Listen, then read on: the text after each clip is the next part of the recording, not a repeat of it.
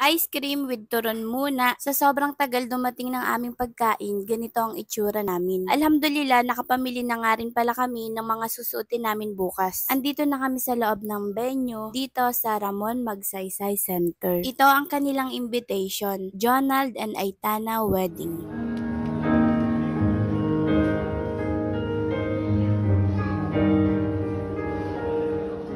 Masya Allah, mabruk po sa bagong kasal, biyayaan nawa kayo ni Allah at maging matagumpay ang inyong pagsasama. Sinabi ni Sheikhul Islam Ibn Taymiyyah, ang pag-aasawa sa Islam ay hindi magiging gambala sa lahat ng kabutihan magpakailanman. Dahil busy sa isang kabutihan. Pinakamalaking iman, kung kaya niya ang pag-aasawa, hindi pwedeng iiwan ang pagpapakasal sa dawa, pag-aaral, pagtulong sa pamilya at iba pa. Ngunit ito ay iman.